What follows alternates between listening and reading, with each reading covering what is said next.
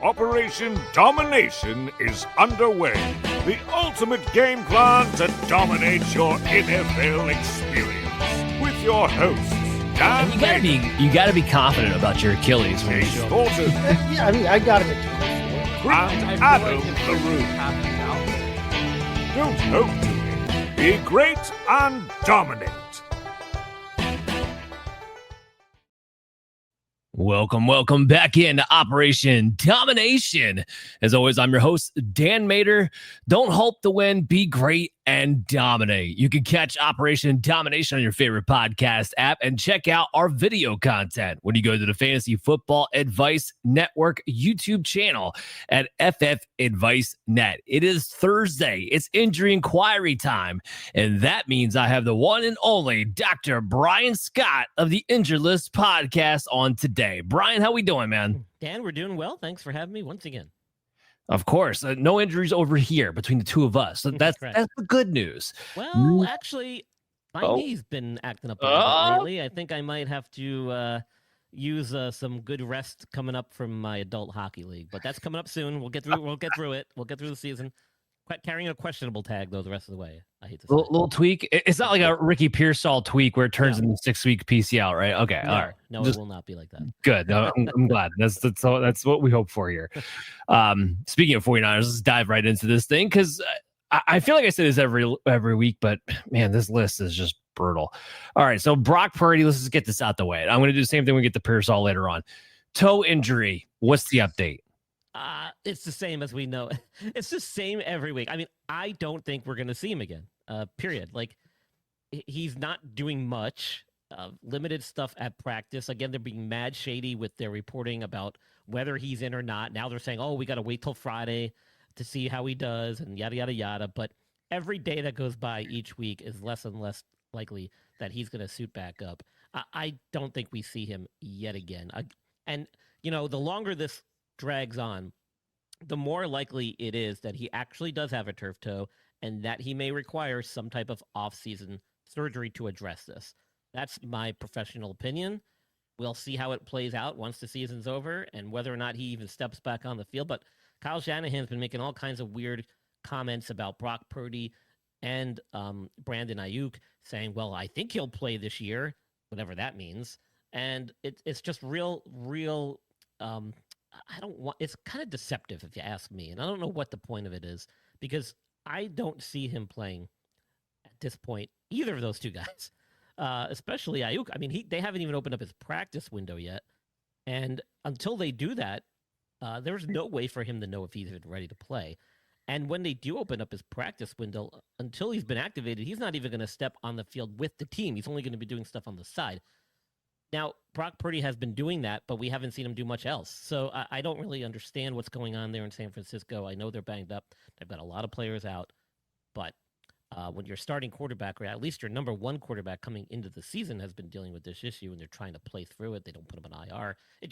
A lot of it doesn't make sense from my perspective in this role that I have as a medical professional who works in sports medicine. So if it throws me for a loop, I can only imagine what it does to the casual fan and the fantasy football players alike.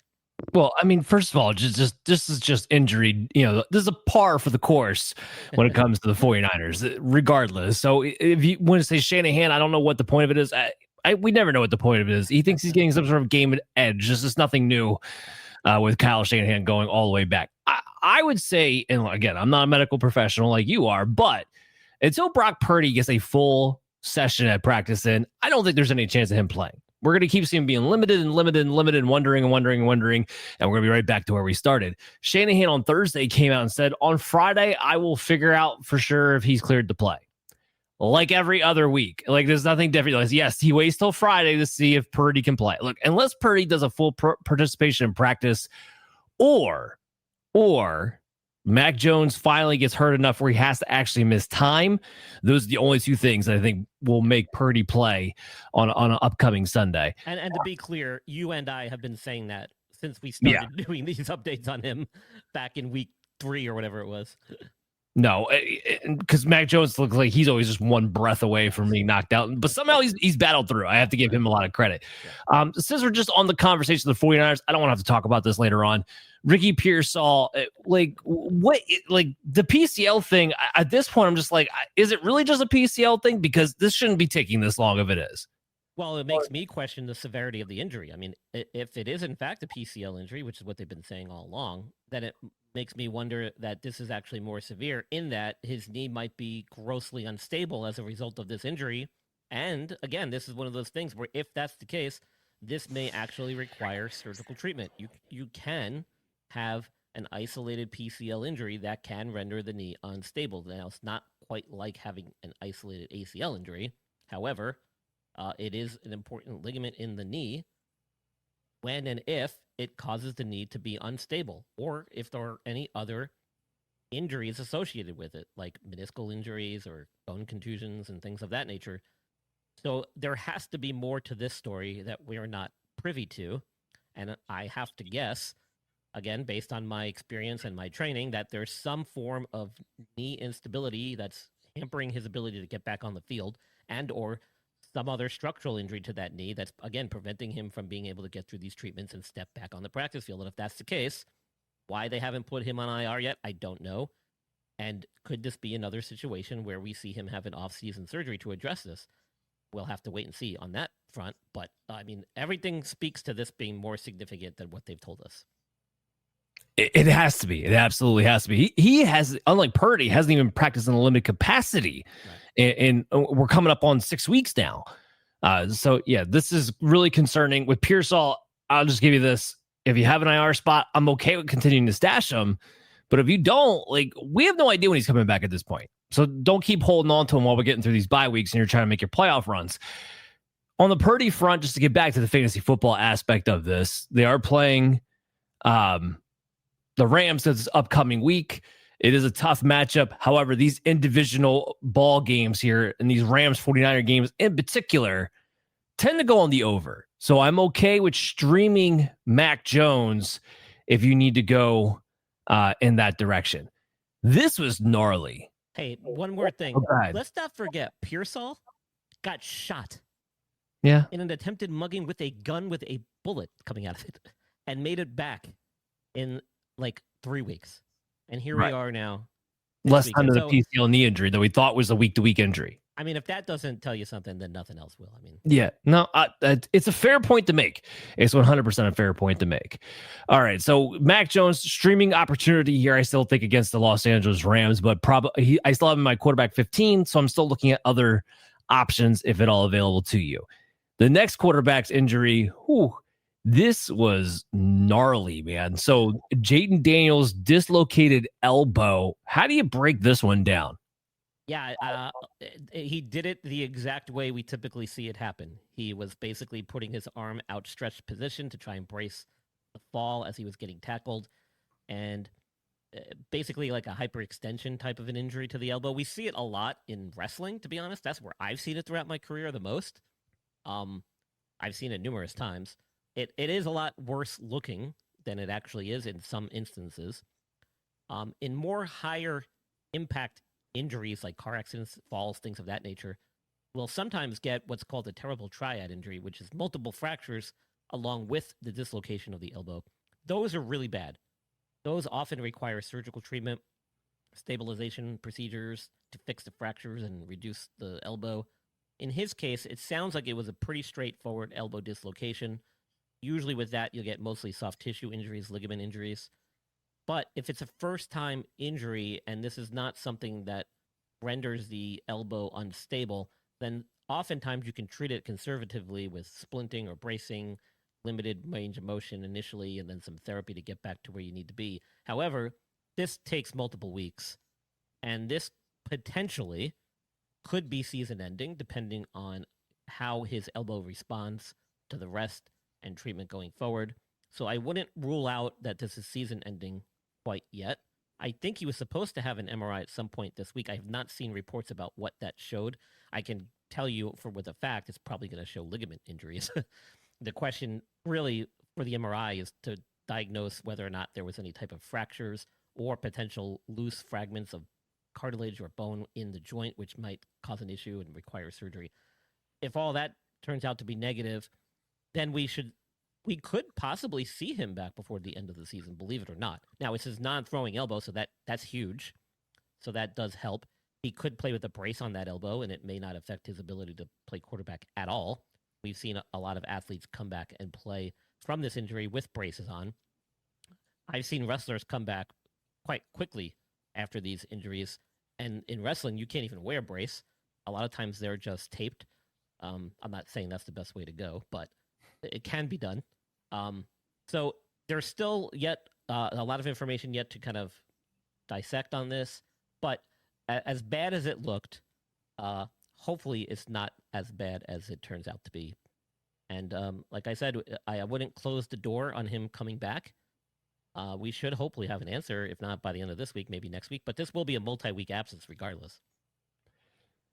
Yeah, so it was just, while the Commanders themselves have not ruled him out for the season, it felt like that's how they were approaching it. Just the vibes you're getting from Dan Quinn and Cliff Kingsbury and that organization in general, it felt like, yeah, maybe it's not a season-ending injury, but it probably is. And part of that has to do with the fact that the Commanders are not a playoff-bound team right now. So do you want to go the way of RG3, bring back the guy before he's ready and hurt him worse, or just say, hey, you know what? This season's lost. We're going to throw our hands up in the air. You don't get hurt anymore. We'll come back next year.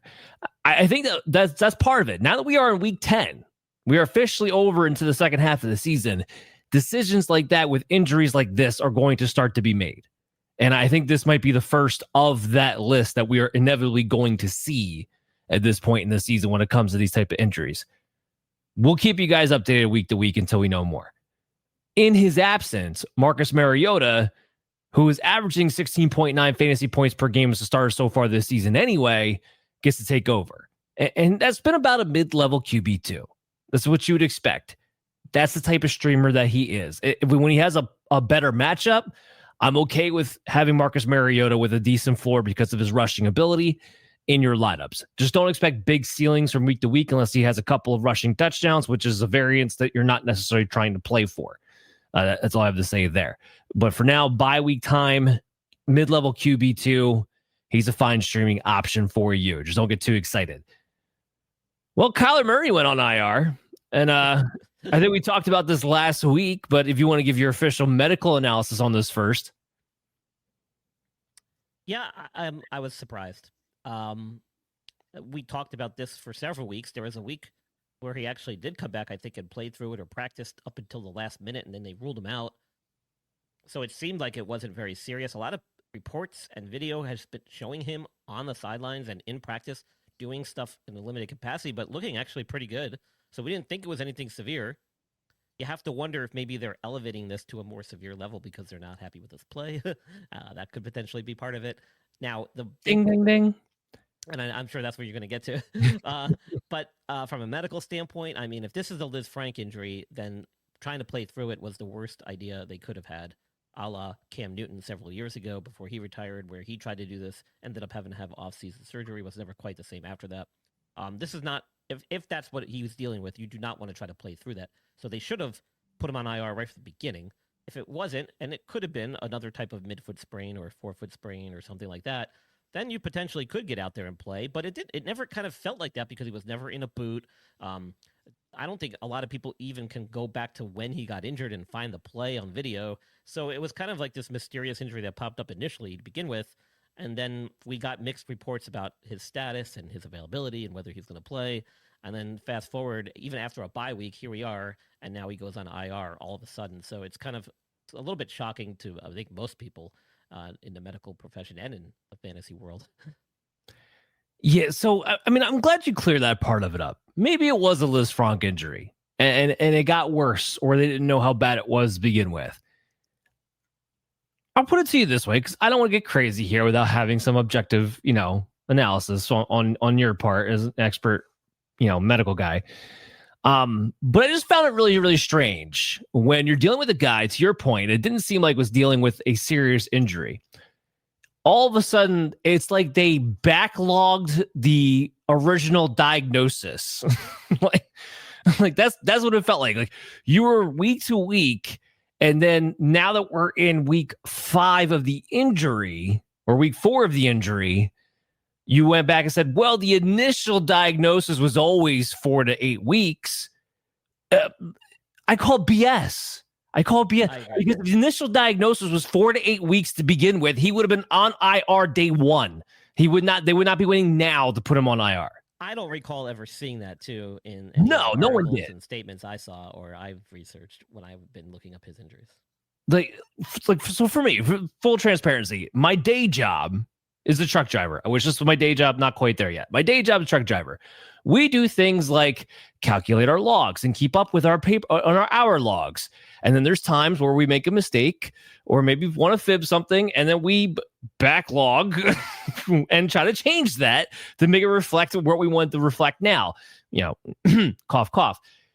This feels like what the Cardinals just did with this injury. It's exactly this. So if anybody's a truck driver, you'll understand what I'm talking about. But it feels like you just backlogged your hours essentially with this injury diagnosis. Now, I think they have the option, and I could be wrong. I have to review the rule book on this, where they could technically backlog his stint on IR to a few weeks ago when he missed. But I think there might be a cutoff to when you can do that at some point. I don't think you can just randomly be like, oh, he missed 4 games, I'm going to back. Because what is that? That does you no good as far as roster activations. Sure. So, I mean, maybe that's why they did it. I don't know why they waited so long. I mean, like I said, from a medical standpoint, if this was something that was that significant, perhaps they should have done it a lot sooner.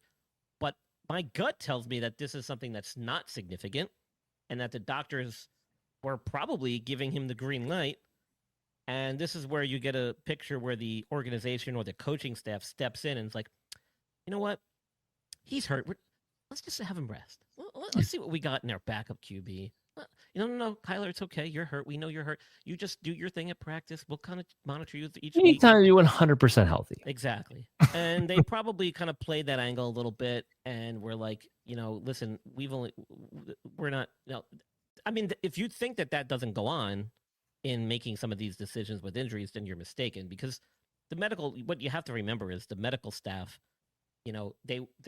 they're there to serve the players, but a lot of times they're at the mercy of the coaches and the organization. Ultimately, those decisions are going to be made based on what the organization needs from a standpoint of performance from their talent, who's also their asset. So the medical team can say certain things, but unless it's like a major injury, even them can get overruled, overstepped, ignored, or their recommendations not followed. And it happens a lot more than you probably realize.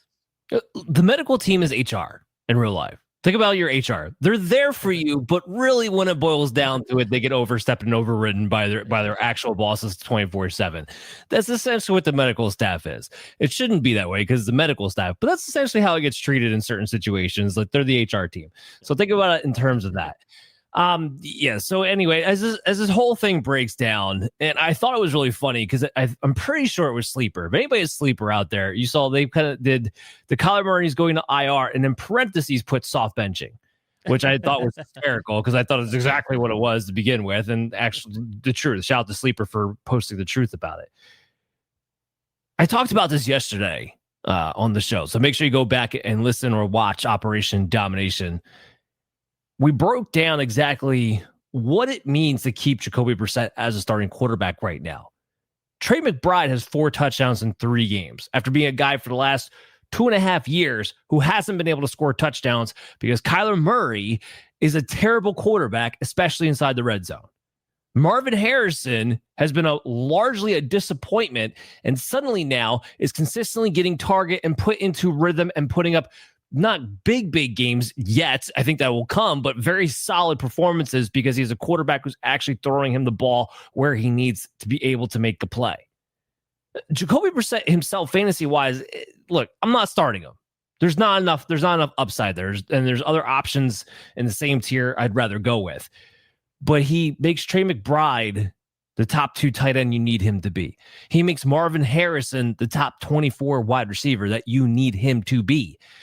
And as a result, when we get Trey Benson back, we're not talking about him today because we know he's not coming back yet. But when we get Trey Benson back, then all of a sudden you have pieces on Arizona that you care about. And Jacoby Brissett makes that engine go because he actually runs the offense right now. That's the big thing to take away from a fantasy football standpoint. Let's go to our next quarterback. We got CJ Stroud. He's dealing with concussion. What's your update on him? He's already been ruled out. I think today they made their announcement. He's still in concussion protocol and will not be cleared. So he's gone, and Davis Mills comes in. The one nice thing about Davis Mills, I know where he's going with the football. He's targeting Nico Collins and he's targeting Dalton Schultz. So make of that what you will. Everybody else, kind of an afterthought. May not want to start anybody else in the Houston Texans. Let's go to running back. Saquon Barkley. He's coming off the bye. We were all wondering about that groin issue. I think we'll see him back. He's expected to be available. He's been practicing this week, and they did the right thing. The bye week helped him tremendously as well. It didn't sound like it was a serious injury when it first occurred. I think we'll see him back. Okay, well, that's good news. Tank Bigsby, by the way, is the backup, in case you guys did not figure that part out already. A lot of people were pushing Will Shipley. It looked like maybe he was the handcuff week 1. They made the trade for Tank Bigsby 2 weeks later. He is definitely catapulted to be the number 2 running back on that team. So if you are looking for a handcuff, it is Tank Bigsby. What in the world is going on with Bucky Irving? We come out of a bye week. I feel like we know less than we did 2 weeks ago. Yeah, he's still not practicing. I don't expect to, again, this is one of those situations. There's been a few of these this year with multiple teams. Like, why isn't he on IR still? I don't know. I know the Bucs have had a lot of banged up players. Chris Godwin's another guy we haven't spoken about in a few weeks, but he's nowhere to be seen on the practice field still either. God only knows what's going on. Now, he did have 2 injuries he's dealing with, a foot and a shoulder. We don't even know which one's more significant. Initially, it started out, it was just one. Then somehow the other one got thrown in there as well. So it's been kind of a mixed bag of information coming out of Tampa Bay. But the one thing they've been clear about is that he's not practicing. And that's the only thing they've been clear about. Because, again, we still don't really actually know what the foot and shoulder issue is. At least since you brought him up, Chris Godwin, at least there's an update there. It's not a good one, but the notification that I got just before he actually went on the show, really, is that he will not be expected to be back until late November, early December. What's the point at that point? I mean, I don't even know what the point is. But the only point would be is that if he's truly able to come back during that time frame, it would give you enough time to ramp him up where maybe he's a weapon for your playoffs, because Tampa Bay looks playoff bound. Not your fantasy football playoffs, but the NFL playoffs. So from a fantasy football standpoint, I'm going to treat this like the Ricky Pearsall situation. If you have the open IR spot on your team, fine, stash them if you want to. But I'm not expecting a whole lot out of him. And if you need to make room, I'm okay with dropping him. Because even come late November, early December, let's say he does come back, he's not going to be anywhere close to himself. We saw that when he first tried to come back in those 2 weeks before he got hurt again. And we know he's at best the second option on that team behind Emeka Puka. If he's actually healthy, I'm okay with 2 options on the Tampa Bay Bucks. But if he's not, I think you can go other options, other places right now, especially with a guy that I don't know for sure is going to even come back during that time frame either. On the Bucky Irving front, Raschaad White, Sean Tucker. Keep your eye on this. I've been trying to keep my eye on the cycle. I haven't been able to get a lot of information as of yet. But remember, right before the bye week, because Raschaad White failed on the goal line, Sean Tucker came in and took that and then kind of had that role for the rest of the game. And then it wasn't just the goal line work that Sean Tucker started to take over. It was a lot of the early down work where maybe the game right before the bye was showing us an idea that this could become a 50-50 split between Sean Tucker and Raschaad White in their respective roles. Now, we've heard this before and it hasn't quite panned out, but it does sound like more so than any other time that I can remember since Raschaad White's been on the Tampa Bay Bucks, that the coaching staff just feels a little bit fed up with his ineffectiveness and his inefficiencies. So I would not be surprised if Sean Tucker gets more run this week. I'm not saying going out and start him. I am saying if he's available in your leagues, go ahead and stash him. And keep your eye on what's going on in the news in Tampa Bay, because this could be a sneaky sleeper play if suddenly he becomes the starter by Sunday or after Sunday. All right, so we go to DeAndre Swift, groin issue. He missed last week. What do you think happens to him this week?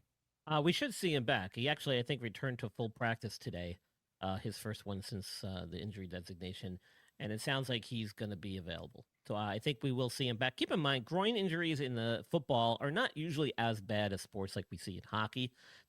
Usually when they're bad is when we see them occur during like inclement weather, and there hasn't been a lot of games this season so far where there's been inclement weather. So if he did have a groin injury, same thing with Saquon Barkley, it's probably not that bad. I think we'll see him back. Okay, well, that's good to know.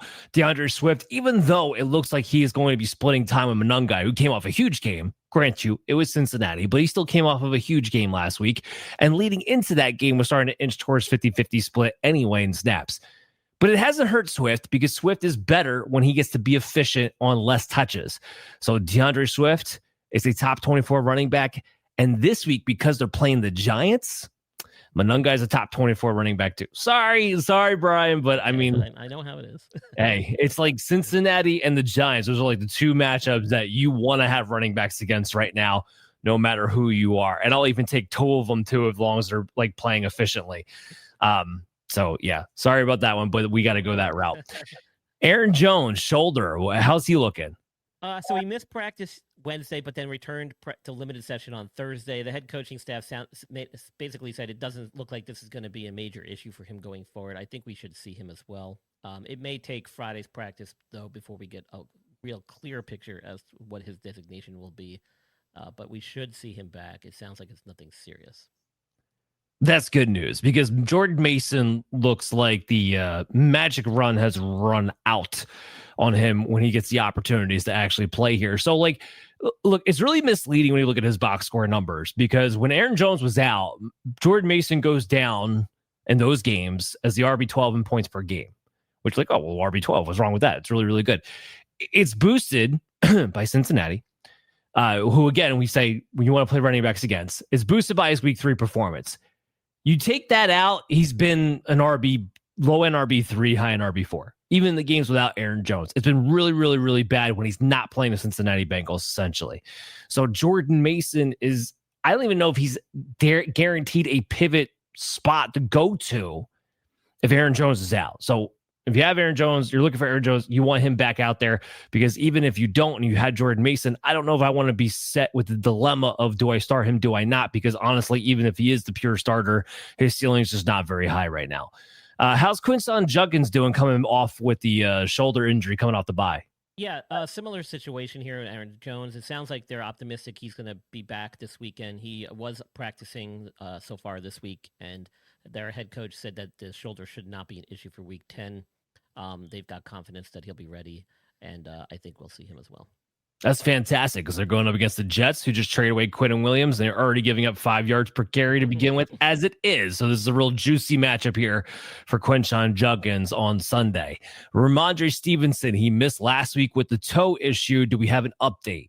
I don't think he's stepped back on the practice field as of today either. So it sounds like he's not going to be good to go just quite yet. All right, so this one I got to talk about a little bit because the Travion Henderson thing for people is just they're losing their minds, and I get it, I understand. So last week, Travion Henderson got a decent amount of work, looked decent too, like it wasn't anything crazy, but was efficient for the first time this season. And then everybody was like, "Wow, we just watched Terrell Jennings steal our touchdown." I get it. It's hard when you drafted Henderson where you did, and you've been waiting for him to finally get his opportunity. And then he still wound up kind of splitting the touches with Terrell Jennings. And if you're sitting there saying to yourself, you're not alone. Many people don't know who the hell Terrell Jennings is. And then the guy comes in and scores a touchdown.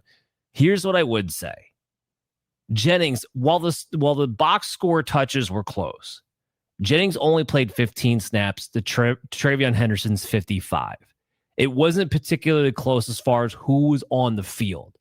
Jennings happened to come on. It wasn't like he's the goal line back either. That wasn't what was happening. He happened to come on in that situation and score a touchdown when Henderson needed a breather.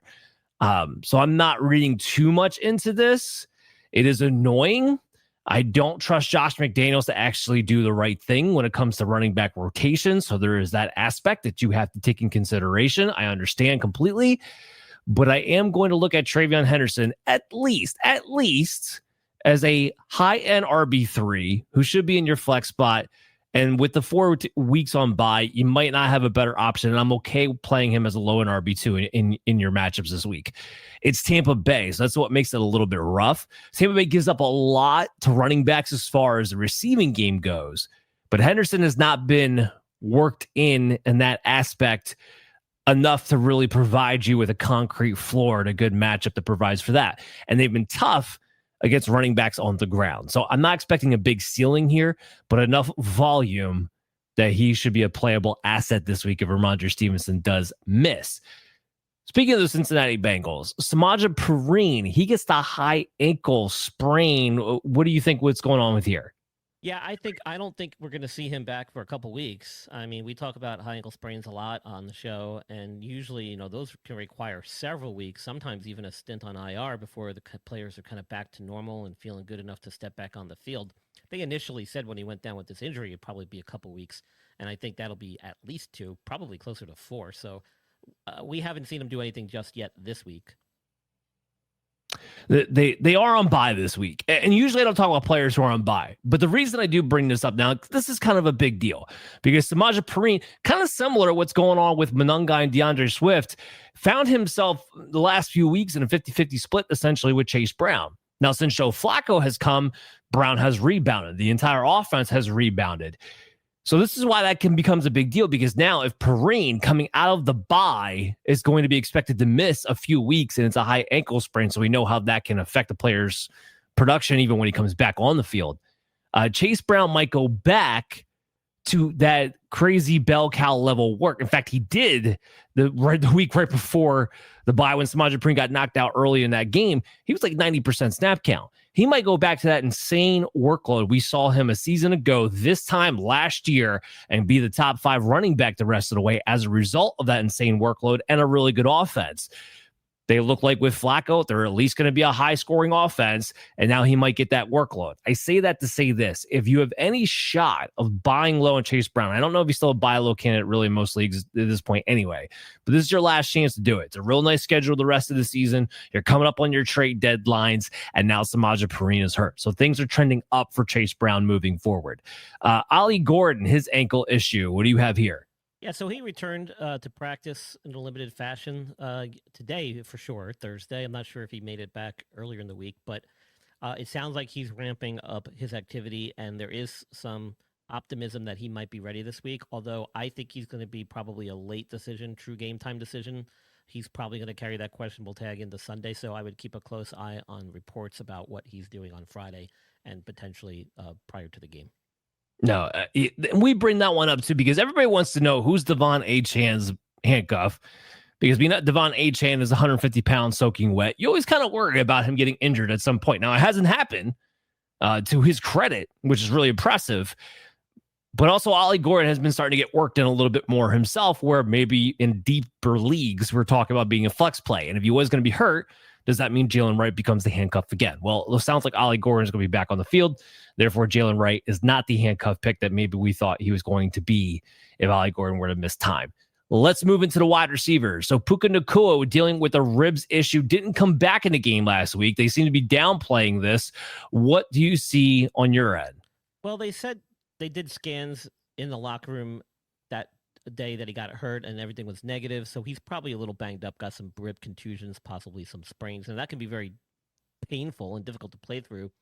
He has been limited in practice to start the week. I do expect that he'll be available, however. We've seen him play through some similar injuries in the past, and we've seen him get hurt quite a bit, unfortunately. But when he's out there, he's a stud. He plays hard, and that's what happens. You get injuries a lot when you're playing hard and you're playing at a high level. So I think we'll see him. He could, again, be a true game time decision. If these ribs are a problem heading into the weekend game, there is a chance we might see some limited snap count or possibly limited use, depending on the outcome and how things unfold during the game. So keep that in mind, even if he does play. If they're up big or down bad, he might be pulled a lot faster than he would be if everything was good. So that's something to keep an eye out as well, even though players are sometimes suiting up and playing. The way the game unfolds might dictate their usage, which could be related to their injury. Sure. And with Puka, man, it's just you love the way he plays. You don't want him to stop playing the way that he plays, but at the same time, the way he plays is going to get him killed eventually. And when you got a guy that you spent first round draft capital on, and he's phenomenal every time he's out in the field, you do want him to find ways that, can you take a little less of a beating? Can you find a way to do that just to stay on the field a little bit longer? That's all I'm really asking for here. But yeah, so look out for Puka Nacua. I do think he's going to wind up playing. It's a big divisional rivalry game with the 49ers and a battle for first place at that. A.J. Brown, hamstring, coming off the bye. What we got on him? Yeah, so this is a guy who knows how to play and not really get injured. No, he had to learn it, though. Early in his career, exactly. He dealt with soft tissue injuries a lot. Exactly. And I was going to say that usually comes with experience and, being a seasoned vet. So I think his absence the last couple of weeks was more of a strategic move, knowing that they had the bye week. Now that they're coming out of the bye, I expect that we'll see him back. It didn't sound like it was a serious hamstring strain. He's had a couple weeks now to recover.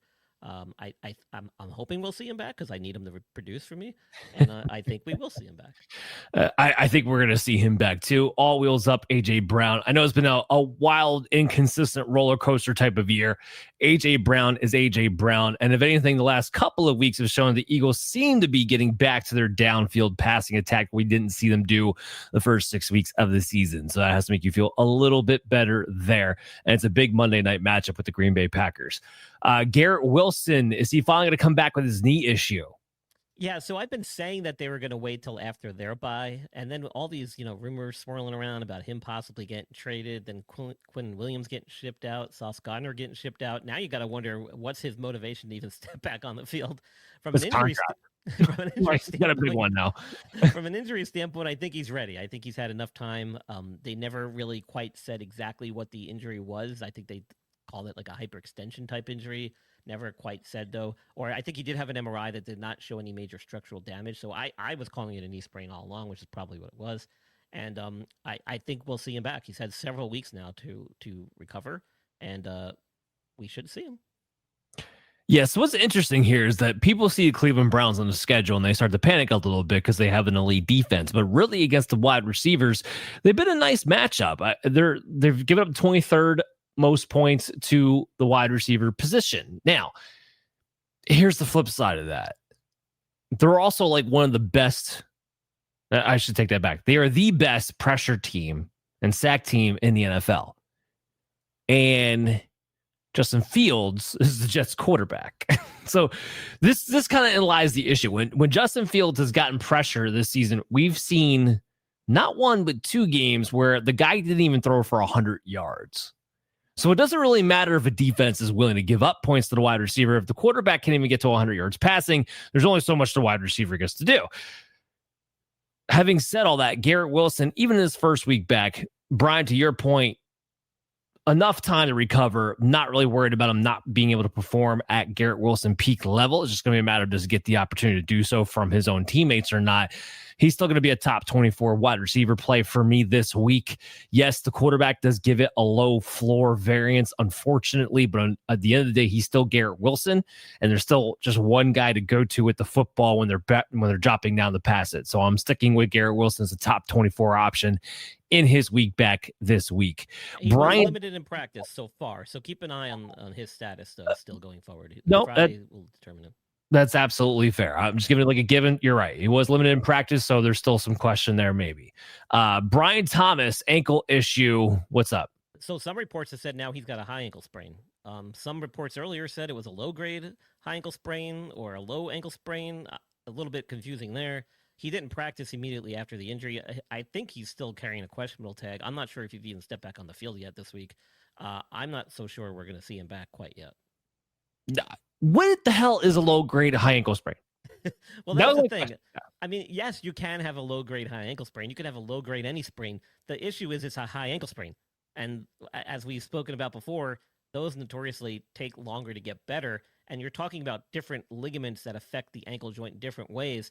And that's not one that you particularly want to play through, even if it's a low-grade one. So that's why it usually requires multiple weeks. So even a low-grade one, I don't necessarily care whether it's a low grade, a moderate one, or a high grade. If high ankle sprains take a while to recover from, and they're much generally speaking, much more significant because of the anatomy that's involved. So I'd be shocked if he's available. I don't think we'll see him. I don't think he's done much for anything this week yet. It's probably going to be multiple week absence. Well, and that's what I think was driving me crazy the most, is because people were coming out when the injury first happened and trying to act like it was a low ankle sprain. We're like, no, you told me it was a high ankle sprain. You can't then tell me he's not even going to miss time. Like, they're trying to act like it wasn't even given he missed this week. By the way, no, he has not been at practice all week long. I don't expect to see him this week coming up. The Jaguars made a move for Jacoby Myers. Fantastic. Myers is not going to be enthralled to the playbook week 1. He's going to be out there. They not only they made the move for him, but also by necessity, because I do think Brian Thomas Jr. misses. But he's not going to be totally enthralled in the playbook. He's not going to have a full. I'd be surprised if he had a full snap count. That will come eventually. Parker Washington comes in. I do think in the box score on Sunday, Parker Washington will have the most targets of the pass catchers of the Jaguars. I don't know how much it's going to matter. So Parker Washington, to me, is coming in that low-end wide receiver 3, high-end wide receiver 4 tier, based purely on volume. They get a tough match against the Houston Texans. Even good wide receivers have not put up points against the Houston Texans this year. It's been rough. They've been one of the top defenses in the NFL, and a defense that in fantasy football you really do not want to face, whether it's a wide receiver or a running back, period. It's been crazy how they just zapped that all away from good players so far this season. So Parker Washington in a average to good matchup would be a sneaky volume mid-level wide receiver 3 play. Add in the Houston Texans, add in Jacoby Myers, and I don't know how much I really want to play him this week unless I'm in total desperation mode. That's what I'm trying to lay out for you guys on that one. Terry McLaurin, quad. Yeah. This is going to turn out to be probably a multi-week absence yet again. I think he came back too soon. We talked about it on the show. There was video of him doing stuff at practice, and I think I commented that he looked like he was limping still, and yet there he was back out there. Of course, it got re-aggravated, and now he's going to probably miss several weeks. I don't think we'll see him back anytime soon. We'll have to keep this is purely going to be a week-to-week thing, but at least a few weeks probably. I don't think we see him back this season. Again, this goes back to the Jay. This goes back to the Jay and Daniels thing. This is not a playoff team. You've already committed to Terry McLaurin. It's a lost year. I don't think we see him back again this season, period. If you have Terry McLaurin, again, IR spot, great. If not, I think you can move on from him. I don't think we see him back. And even if we do, I don't know what you're getting out of him at this point. Calvin Ridley, is there any update on his hamstring? As far as I know, he hasn't stepped back on the field of practice yet this week. So I don't think we're going to see him back anytime soon either. Yeah, and in his absence, Chimere Dike or DK, however you want to say it, I've heard both ways. I'm going to go with DK. Has been really the guy that you want. Like, I know early in the season, Leak Aomanor was the guy who's actually playing more often, but Chimere DK, or I keep saying it wrong. Yes, DK. So I keep trying to say it that way. Sounds good to me. Yeah, sure. He's been the guy who's been able to make big plays, and he's the guy who's been able to play the slot. So those things combined have made it so that he's actually now catapulted in front as the most consistent target earner to this point. That can all change. It's Tennessee. They're awful. Cam Ward's not playing well. The whole thing's a disarray. But being that he's playing the slot and he can stretch the seam, he just makes himself more readily available more quickly for Cam Ward, who's completely and utterly under duress every time he goes to drop back and pass because that offensive line is absolutely horrible. Again, I'm talking more in terms of a wide receiver 4-tier type player that in deeper leagues you want to take a shot on certain situations, fine. But that is an option as long as Calvin really continues to miss, that we're going to see Chimere Dike be able to make more plays. We talked about Ricky Pearson, Chris Godwin already. Kayshon Boutte, hamstring injury. Is there an update on him? So, yeah, he was listed as a did not practice on Thursday. I don't think we're going to see him this week. Again, this could be several-week absence depending on the severity, but it's probably going to be a week-to-week analysis and breakdown of his injury as going forward. So, in his absence, the Patriots rotation might as well go right there with the Packers rotation at the wide receiver position, where everyone's getting a ridiculous amount of snaps. Everyone's getting a super spreader type of targets. Throw the Bills in that conversation too. It makes the whole thing maddening. But they have a good quarterback. They have a decent passing offense. So you want pieces of it and to figure out what you can count on when, because you know somebody's going to go off. You're just trying to figure out who and when to play that person. With Boutte out, all right, Kyle Williams, who we haven't heard from at all, stepped in and actually took over and pretty much became the treadmill player, but he took over and played a bunch of snaps on the perimeter of the outside. Weird. Pop Douglas, who I know everybody got swept away because he had the 4-catch, 100-yard performance, he played 15 snaps. He was barely on the field. He just happened to produce when he got the opportunity to do so. Maybe that leads to more snaps, sure. But I want to make sure we're illustrating the point here that as far as the playing time went, it was Stefon Diggs had a big boost, which of all the wide receivers, that's the one I'm going to trust the most in my fantasy football lineup this week against Tampa Bay, because he did get a playing time boost, and he's been the one who's been more consistent with targets throughout the year. Kyle Williams got a playing time boost. Mac Hollins seems to be out of the rotation. Pop Douglas, who is the most prolific wide receiver, hardly got on the field. It's a mess. It's an absolute mess. Stefon Diggs is hovering around my wide receiver 24 area. Again, I don't trust the target, even with Kayshon Boutte out, I don't necessarily trust the target consolidation to get the volume necessarily want. But he has had a touchdown the last 2 weeks in a row. He is the wide receiver in that group that I trust the most to be on the field with a combination of opportunity. So that's how we kind of break that whole thing down. Cooper Kupp, heel and hamstring. What do you got here? I think we'll see him. He was listed as a limited participant in practice this week, and it sounds like he's probably going to ramp it up toward the end of the week. Again, this is a guy who's been injured throughout his career. He's had some major season-ending injuries and also a lot of minor bumps and bruises. He's probably just playing it safe as his team. I think we will see him. Don't play him in fantasy-wise. They just traded for Rashid Shaheed, too, on top of it. So I can tell you right now, Shaheed and JSN, they're going to be the guys out there in 2 receiver sets, and Seattle runs a lot of 2 receiver sets. The bummer thing about this is that if Cooper Kupp comes back, because they paid him what they paid him in their playoff run, they're winning ball games. When they go to 3 receiver sets, I would not be surprised at all if Cooper Kupp's the one who's out there, because Torrey Horton, who's been a nice little play, rookie wide receiver, been coming on strong, I think just kind of gets bumped out to the side just because Cooper Kupp has the name of Cooper Kupp in the contract that he has, which I think is a real shame, because at this point in his career, I'd rather see what Torrey Horton has than Kupp. But that is the fallout, if you will, of them gaining Rashid Shaheed at the trade deadline. Matthew Golden, shoulder, anything up here? So they're saying he's day-to-day. Again, doesn't sound like it was anything serious. I think he might have actually had scans earlier in the week that didn't show any significant damage. So trending towards playing, I think it's going to be probably carrying a questionable tag into the weekend. But if he's able to get on the field to do a lot more on Friday, that he should be good to go.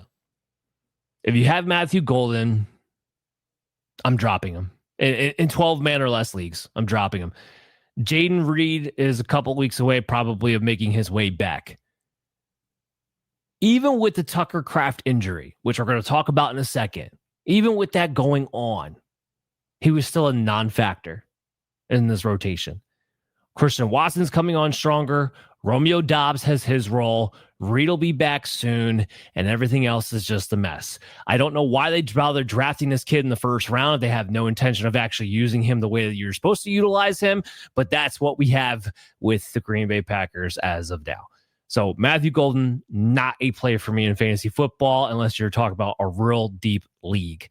Luther Burden, is he coming back from his concussion? So it sounds like he has already logged the full practice and been cleared from the protocol. So I think we will see him. I think he's actually officially been cleared too. So if not, then that should happen any minute now or any day now. He doesn't play a big role, but people are getting excited right now about Colson Loveland. He does take away some from that area. DJ Moore was starting to get more of a floor as far as his volume goes. He takes away from that area just with the snaps that he plays. It kind of eats into those areas of the field. Something to watch out for with the Bears. I'm still waiting to see a concrete idea of who gets utilized on a consistent basis from here on out. Remember, the Bears are trying to play for a wild card spot, so we'll get interesting fast. I just mentioned Luke McCaffrey here because it was brutal. Yeah, clavicle fracture. He'll be out, headed to IR. think he's having surgery. Not sure whether he is or he isn't. It's a season-ending injury at this stage. 6 to 8 weeks for those to fully heal, even if they're surgically repaired. Healing process doesn't necessarily get expedited. It just gets more secured. So unfortunately, bad timing. This probably will cost him the season, although depending on how they do and depending on the nature of the injury, it could be a little faster, but typically we're looking at minimum 6 weeks.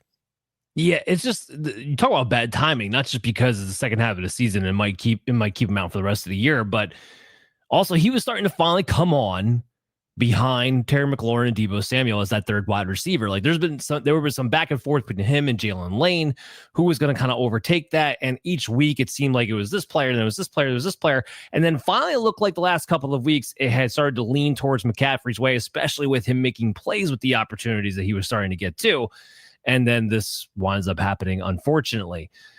All right, so let's talk about that Tucker Kraft ACL injury. What was the diagnosis ACL part of it? Do you know? Yeah, I think he might have additional damage to some of the other structures in the knee. So, the ACL obviously being the most important part of that injury, and it looked pretty obvious on the film. It was your typical contact ACL injury, not your non-contact ACL injury. The problem with those is those typically carry more significant associated structural injuries with them. Those are usually when you see the more commonly termed unhappy triad, where you'll get an ACL, you'll partially sprain or tear the MCL, and then you'll usually get the meniscus on the outer part of the knee. Those are typically more commonly seen with the contact type injuries, unfortunately, where the foot is planted and fixed in the ground and you either get hit or rolled up on it, which causes the knee to go into a very precarious position while being twisted. And it, by all means, that's what it looked like on the video replay of him getting injured. He got, it looked like the defensive player was coming in to make a tackle and got basically shoved into his knee in an awkward position. So, again, with ACL injuries, you're looking at 9 to 12 months minimum, sometime somewhere within that window. Could be longer. We've seen players go as much as 18 months before they're back playing football and doing football activities, and that could be the case with him. It really depends on what they have to do from a surgical standpoint. So we'll have to wait and see. Yeah, really unfortunate there. Because he was on his way to being the tight end one of the year. Like Tucker Kraft looked like he was ready to become George Kittle. That's what it looked like. He looked like he was ready to take that step to be that type of guy. And gets the ACL injury here. So what happens in the aftermath? If you had Tucker Kraft, you're looking at tight ends. It's already been brutal. It's been picked over because you're constantly streaming at the position anyway. And now you're stuck where you thought you had a position that was solidified and no longer do. Musgrave was the guy who clearly filled in for Kraft. So after he gets injured, he outsnaps Fitzpatrick 30-18. He had 20 routes run to 7 routes run. Remember, Musgrave was drafted ahead of Tucker Kraft. He is a more athletic version when healthy. His problem has been that he has not been able to stay healthy throughout his career. And whenever he was given the opportunity, something would pop up. Tucker Kraft came in, Kraft would play well, and then Musgrave became the backup before too long. I am curious because of how athletic Musgrave is, and because he's been in the system long enough, if he can stay healthy, I am really curious to see what he can do. Because this is not a situation where I think all of it just leaves the Kraft position and goes to the wide receivers. The tight end in Matt LaFleur's offense is pivotal to be involved. So if Musgrave is able to stay healthy with his athletic ability and take advantage of what inevitably will be some design looks to the tight end position because of LaFleur's offense is designed to do that, I think Musgrave could be a real dart throwing real savior for you if you had Tucker Kraft. I would definitely at least stash him. I'm not saying definitively to play him this week. I have him as my top 18 tight end, but not necessarily a must start. But I do think he's somebody you need to roster and see how this plays out to get confirmation. But I think you got a real shot that Musgrave could produce at a much higher than expected level. All right, Cole Kmet, concussion issues, what I had him listed for. What's your update on him? He practiced fully today. It sounds like he's going to be cleared out of the protocol. Now, keep in mind, you can practice in full, but still not be cleared That just tells us that he's one step closer. You still have to be cleared from an independent neurologist. So it sounds like that's probably going to happen by Friday, and it can happen almost up until game time, to be honest with you. We've seen that happen before. But good news there. It sounds like he's going to make it through the protocol and be cleared to play, and has gotten through a full session today. Excellent. Good to hear. Always happy to hear a player get healthy. Not always from fantasy football, though. So here's the issue with this. Colson Loveland, 2 weeks with Kmet banged up, essentially, gets to play a full-time role. And last week, we got a taste of what that could actually look like. And the reason why the Bears took him with a top 10 pick in the NFL draft to begin with. He was over 100 yards with 2 touchdowns and 7 targets. Don't turn him into Dalton Kincaid. Don't do what the Bills did. Do not make this guy your part-time receiving threat at the position because you want the other tight end to block and deprive yourself of a weapon that needs to be on the field more often than not. Don't do it. I'm begging you, don't do it. And that's what we're worried about for fantasy football purposes. I still have Colson Loveland. In a week, we have 4 teams on bye inside my top 12. I'm going to start him as a low-end tight end 1. But I am telling you right now, he falls in that same category as Dalton Kincaid until we see the Bears play him a full plethora of snaps, even when Cole Kmet is healthy. Maybe that happens this week. But until we see that definitively, just know there's an extremely wide variance.